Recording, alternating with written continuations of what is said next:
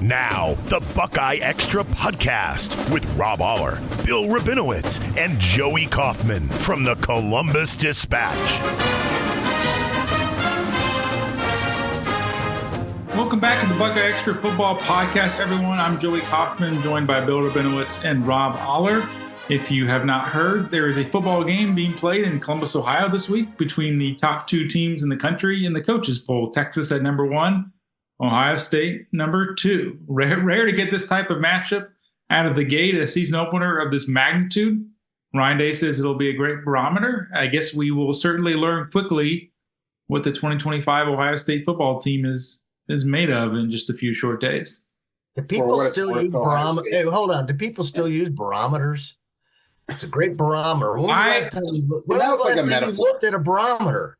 I will confess, I don't know what a barometer is outside of the context of sports cliches and sports writing tropes. Like, it actually measures pressure. Atmospheric barometer pressure. Is like atmospheric pressure. And Joey, as my mom once told me when I was 6 years old and used a bad word, if you don't know what the word means, don't use it. Well, maybe barometer, and then we also use litmus test. When's the last time you did a litmus test where you dunk that? Do you know what that is, Joe? Yes. Oh, no, we don't.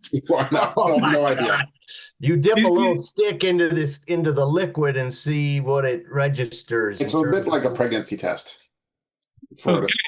I mean, these are all just sports writing crutch words for me. Yes. Okay. Anyway, Ohio State, for what it's worth, is actually number 3 in the AP poll, which is the media poll, the number 2 in the coaches poll. So, I mean, most people go with the AP poll, at least until the CFP rankings are released. But anyway, so you'll see Ohio State 2. Joey was hyping it. I was hyping it. Yeah. Joey had to write the coaches poll story. I had to write the AP story.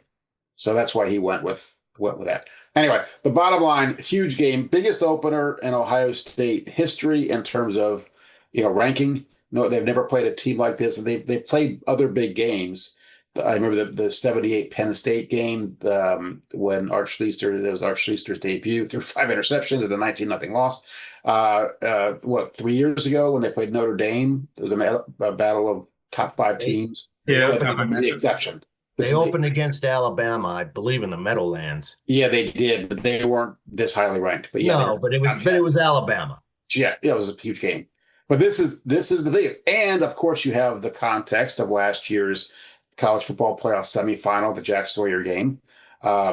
Texas wants revenge, even though it's really 2 very different teams. And that's really the significance of this game. Yes, they're ranked very highly, but these are very different teams than that were on the field last year. And where was it? Texas. Of course, there was a Texas and Dallas. So obviously, Julian Sands, the quarterback for Ohio State now.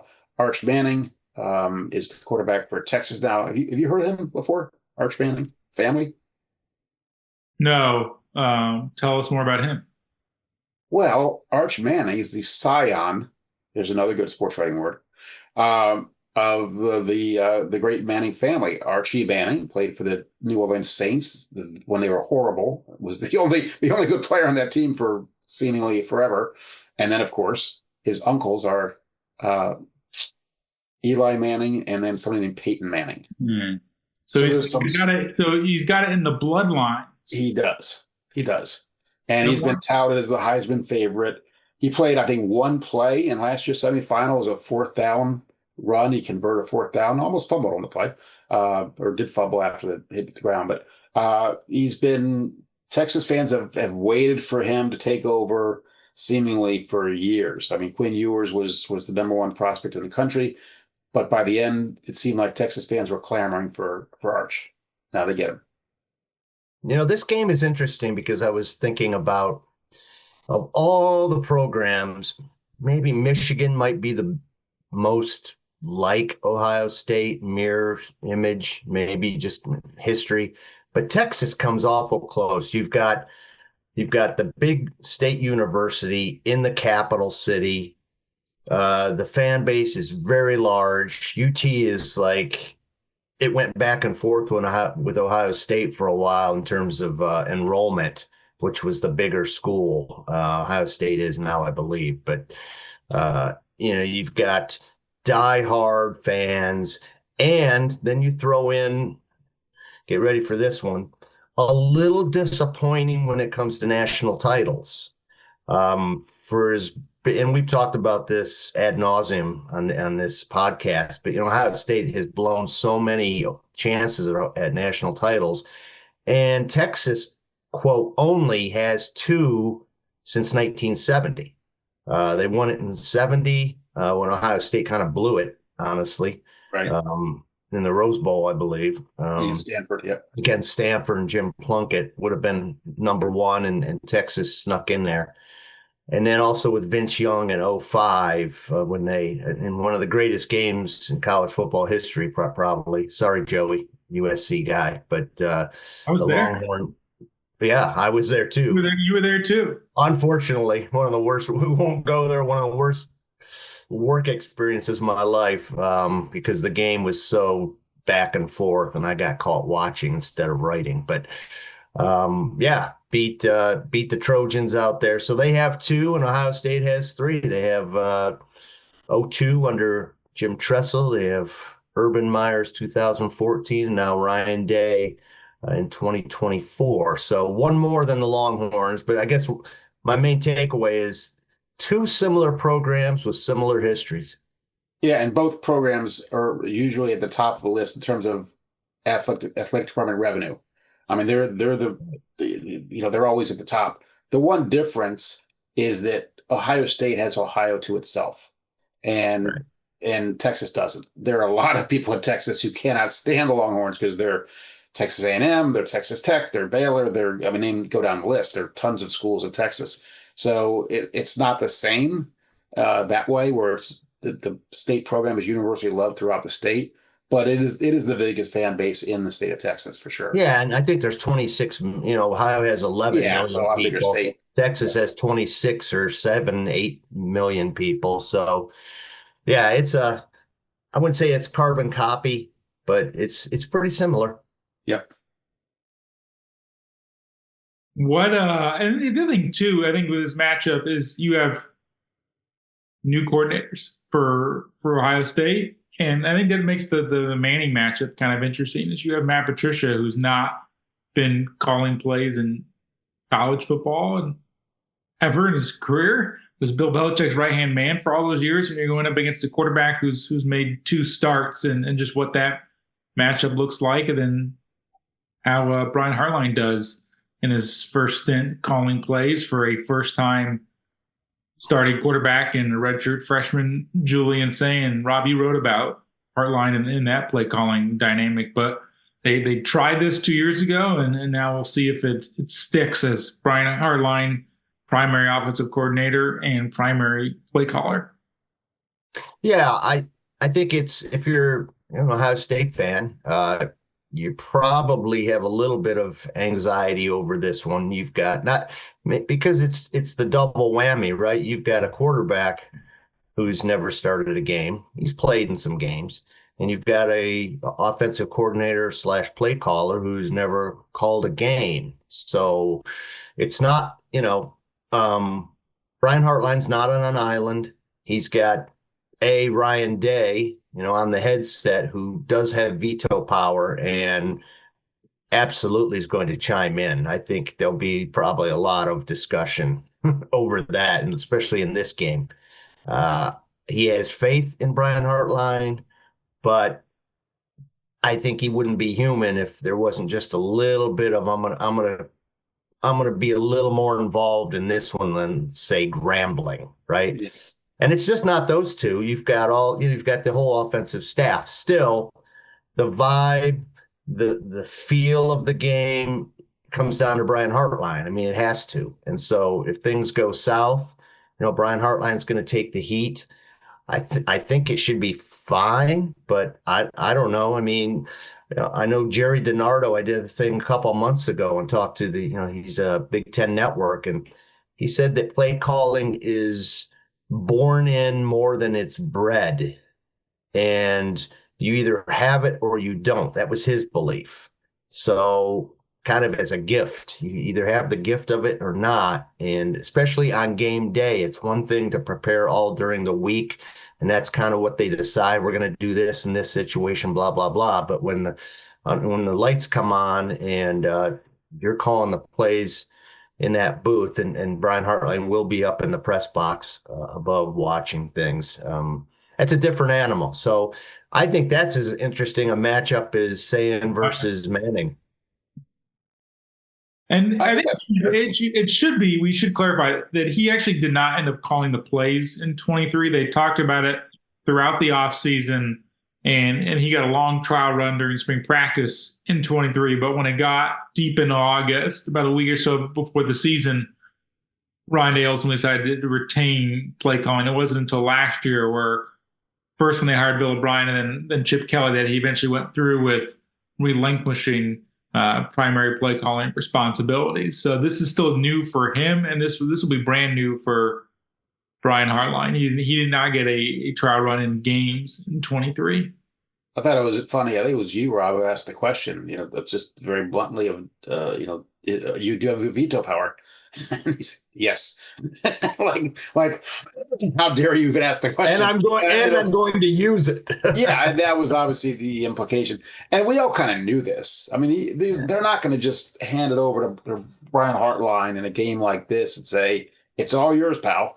I mean, of course. And I do agree with Ryan Day that they have this mapped out so much before the game that in every situation they do know, which one of three calls, let's say, they're going to make.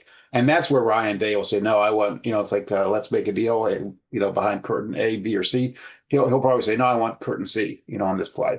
But Brian Hartline, so I think that part of it's overrated, but I think there is truth to the fact there's a feel to it and a rhythm to it.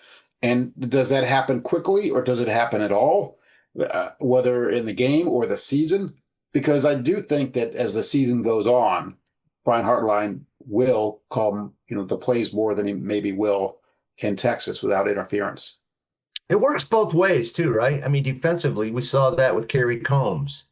A great position coach, coordinator, kind of was out of his depth there, and it showed.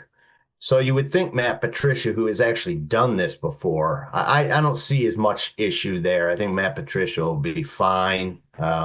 It's college, but he's been not his first rodeo. It's more the flavor with Patricia. As we just I agree. Have a lot of great understanding of what he will actually do defensively. And they've talked a bit about they want to run the Ohio State defense, and they have not had a drastic change from what they did with Jim Knowles.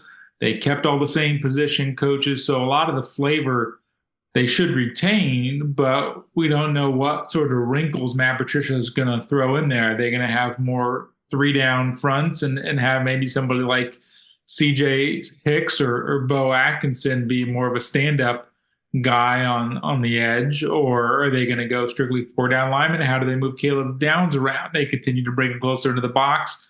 Last year, they've used him more maybe as a nickel early on in fall camp. So that, I think, is more what we're on alert for with Patricia, is just you don't really know what his tendencies are outside of being with Belichick there in New England. I want to zag back to the offensive side of the ball really quick, because I think presuming that Hartline really sort of takes it and runs with the play calling responsibilities, you have Keenan Bailey as co-offensive coordinator, and just the flavor of those guys with Ryan Day is their roots are throwing the football.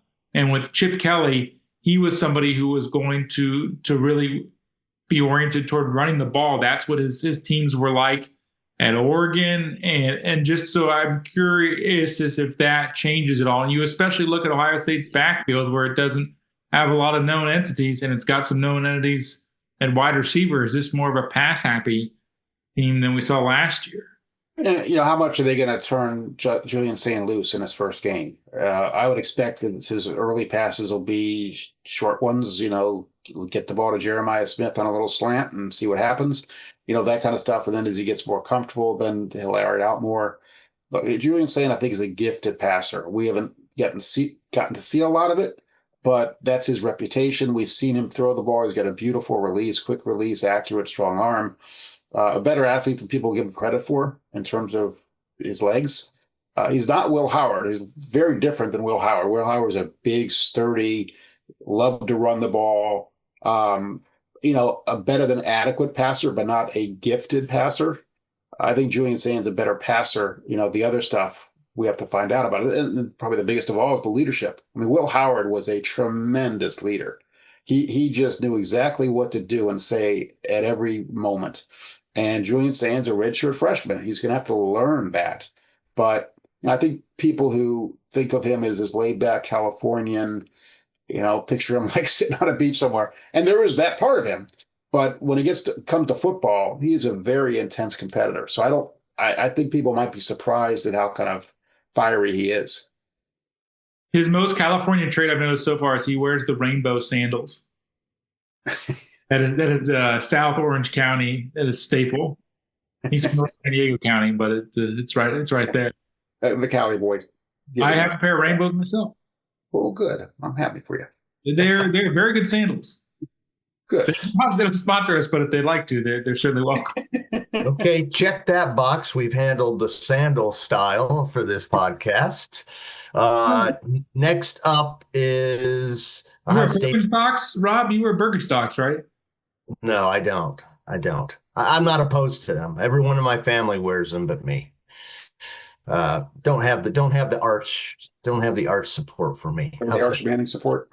The Arch Manning support. What about Ohio State's defense? Because I think the glaring losses are JT, Jack Sawyer. You lose Cody Simon. Those are three really big losses. So you don't know exactly what you have coming back other than Sonny Styles, Rabinowitz, and Caleb Downs, which are three really good players. We'll see if Bill or Joey wrote about, Mr. Hansy, Davison Igbinosun, and whether he's learned anything and how that'll happen. But what's your take on the defense, guys? Well, you left out a couple other names that are significant losses. Ty Hamilton, Tyleik Williams. Tyleik Williams was a first-round draft pick. And Lathan Ransom, I thought, was really, in some ways, the emotional leader of that defense last year. He was a guy who would get in people's faces. He was that guy. And we still don't know who's going to play safe. It was interesting. Nobody asked Ryan Day yesterday, and that's a failing on our part, who's your other safety other than Caleb Downs? It was Jalen McClain. You got tonight. We're recording this. We do have tonight, and we will ask that tonight. I'm sure somebody will. But, that's still unsettled as far as we know. But again, you start off with Caleb Downs and Sonny Styles in particular. That's a pretty good foundation. I think Arvell Reese will be really good at linebacker. And look, they lost all four defensive line starters, but guys like Cade Curry, Kenyatta Jackson played a lot. And then they got some, Bo Atkinson was the leading sacker for North Carolina last year. There's plenty of talent. How quickly does it gel? That's why I think Ryan Day, given his druthers, would love this be the third game. Let's open with Grambling and Ohio and then play Texas when we have a better feel for what we've got. But Texas is in some ways in the same boat. Ohio State lost 14 players to the draft. Texas lost 12. So, yes, Texas is number one, but it's not like they're just they have the same team back. They have a makeshift offensive line. And I know Arch Manning has gotten his share of buzz this offseason, but he's only made 2 starts in his career last season against Louisiana Monroe and Mississippi State. So his third career start is going to be at Ohio Stadium for a 1 versus 2 or 1 versus 3 showdown. I mean, that's not an easy test for him. So as you said, Bill, Texas is in the same boat of trying to manage a bunch of new pieces. It seems like this really could be a lot like what we saw in 22 when Ohio State opened against Notre Dame, and maybe a little differently because Notre Dame had a first-year coach in Marcus Freeman then, who was that was his first game. But you had 2 teams that were working things out for a lot of the ball game, and then they got one in the fourth quarter, and that's sort of how I expect this one to go, where you have 2 heavyweight fighters trying to sort of feel each other out for 2-3 quarters, and then something happens late. Yeah, I picked the Buckeyes by 3 or 4, but the red flag a little bit is Joey started off with this talking about the coordinators first time, with Patricia, at least in college, and with Hartline. I think that's sort of an unknown. And I don't care how good you are, when you change coordinators, there's some adjustment. And yeah, and you can take care of a lot of that in the spring and fall camp, but it's not often. It doesn't seem like it. I may be wrong here. I don't know every piece of history on it, but there is an adjustment. I mean, Jim Knowles came in. Now, Jim Knowles came in and switched things up, right? He brought kind of his. And he inherited a bad defense by He did, but it still took time. I mean, it was pretty good, but usually it takes a year or a part of a year to really settle into that. So, like Bill said, they'd much prefer this being third, fourth game than the first game. But the talent's there. These guys are capable. I feel a little more comfortable about Patricia because he has done it than Hartline. But again, fallback is Ryan Day. This is Ryan Day's offense, and he's not going to let it get away from him. And look, Ohio State's got Jeremiah Smith, right? And last year in the Texas game, the Longhorns were intent on not letting Jeremiah Smith beat them, and they didn't. They still lost, but Jeremiah Smith had one catch. He might have had, I think he had a second one that was negated by a penalty, but he, one catch, like 3 yards. He was a non-factor in terms of production. Now, he was a factor in terms of it allowed Carnell Tate to get open more often and other players. But I am pretty sure that Ohio State has game planned since last year, basically. How do we make sure that Jeremiah Smith is not taken out of the game?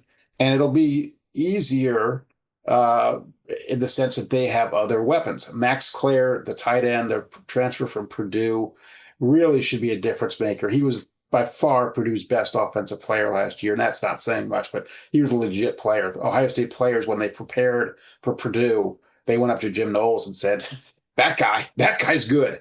And he was. And, you also have Carnell Tate, as I said, Brandon Innes, who I think will step very nicely into the Emeka Egbuka role, probably primarily the slot, but can move around. And then they got other guys behind them. And I feel pretty good about the running back situation. They're not Travion Henderson and Quinshon Judkins. I doubt that they're going to have 2,000-yard rushers again.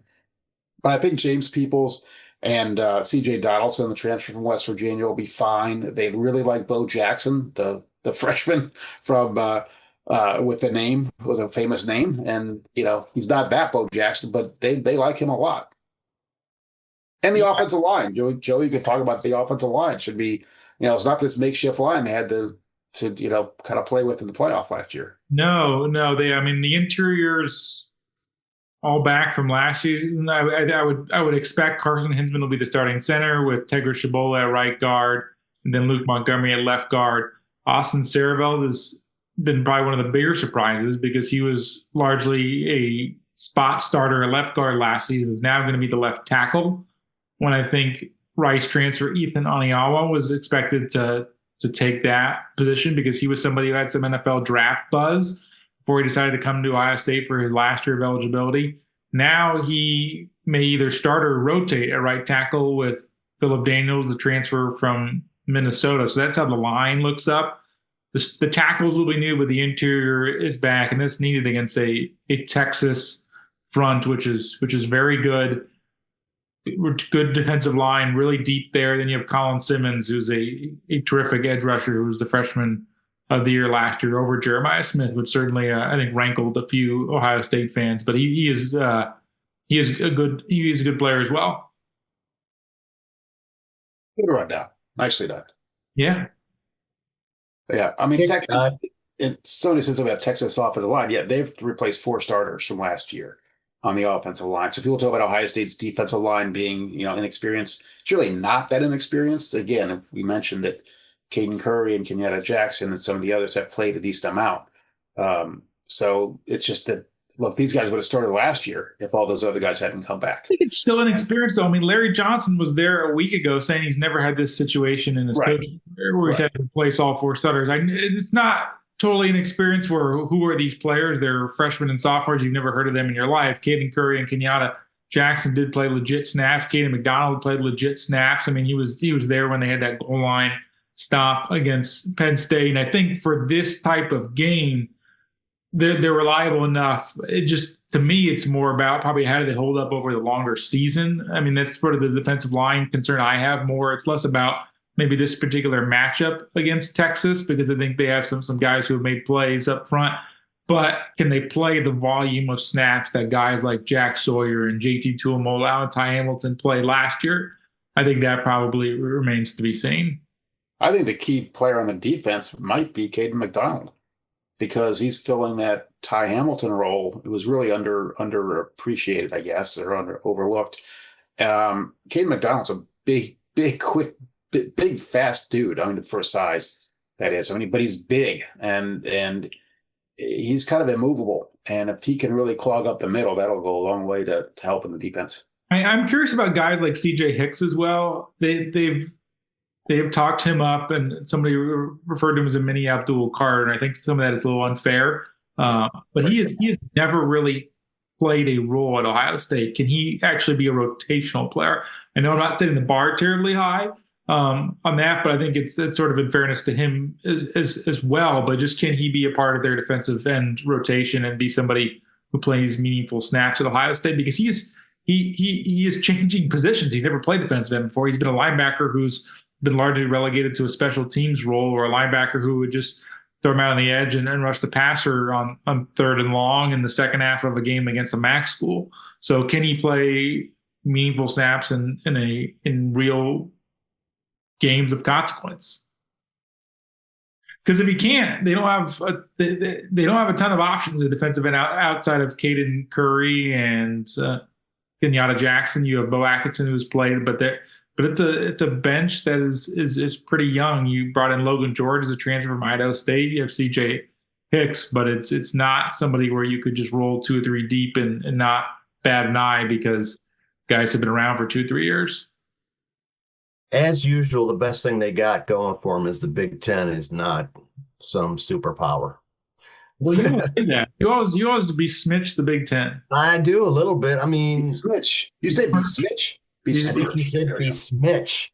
Barometer. What is it? Anyhow, I think Penn State's I'm a ballyhooed podcaster, that's for sure. Penn State's good. Like who's the? Well, we can save this, but who are the teams on the schedule that are dangerous?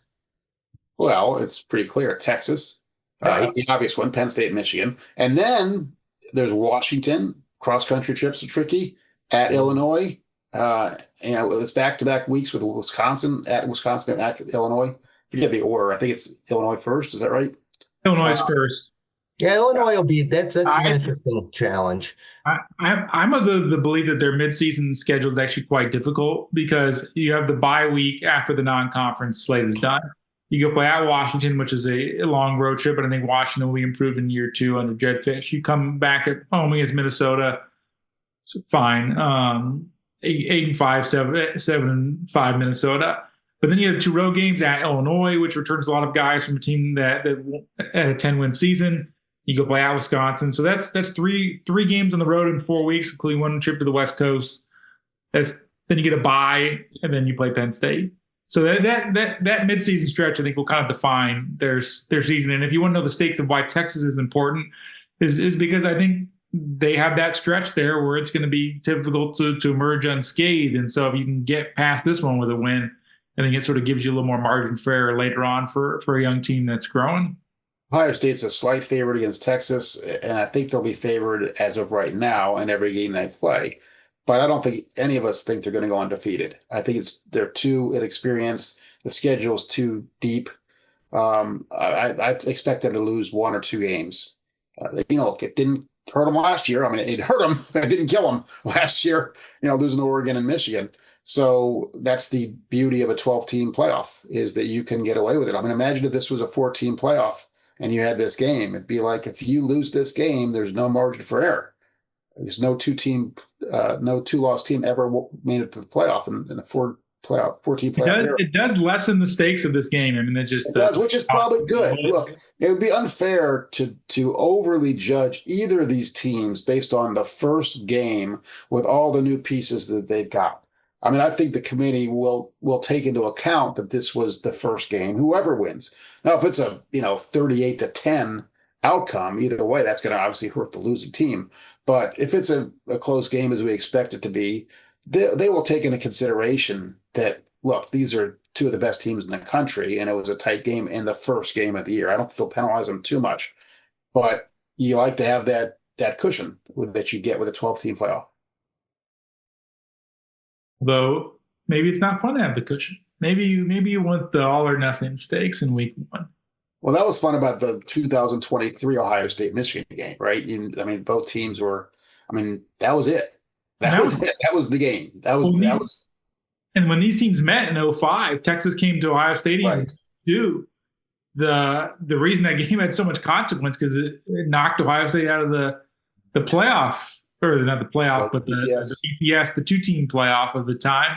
It knocked him out of that race and kept Texas unbeaten. Ohio State went on to lose Penn State a month later, and so it sort of became moot.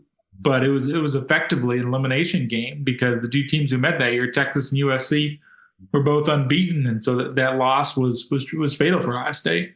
And I'll give you a little shout out, Joey. Joey had a very nice story on Ryan Hamby, who was the tight end who dropped a third quarter pass in the end zone. That's kind of the play that people remember from that game. And Joey went and found him and talked to him, did a really nice piece. Also recommend the piece he has on Ryan and RJ Day, his son, who's the quarterback at DeSales. So I encourage everyone to read it. Rob, I don't think you did anything all that great. Yeah, I would ditto 2 excellent stories. Just as a little shout out, Scarlet and Gray Matter returns this week. So for any old timer that remembers it, it was 10 years ago. The last time that I did that. Oh, yeah. Okay. Last time you did it. I did it. Yeah. Joey carried it on, changed it a little bit. It kind of died on the vine. But killed it. I kind of let it die. Yeah, it takes a bizarre mindset that I have to do it the way it used to be done. Yeah. Well, thanks for pushing the stories, Bill. I will say this about the 2005 game. It's funny to go back and watch that game because Hamby's catch stuck out so much. That's the play you hear people talk about. But so much happened after that game. It was 5 minutes left in the third quarter. They miss a field goal in the fourth quarter. They commit penalties that allow Vince Young to throw that touchdown pass everybody remembers. And then Justin Zwick fumbles late to try to mount a drive. So that was sort of a topsy-turvy, wild game. Also a night game. People seem to enjoy that game was held in prime time. I don't know if you've heard, but this one will not be at night. It'll be at 12 p.m. Lee Corso's final game before he retires. Former Indiana coach, longtime, I don't know what you call him. Talking head on wearing. Yeah. Well, yeah.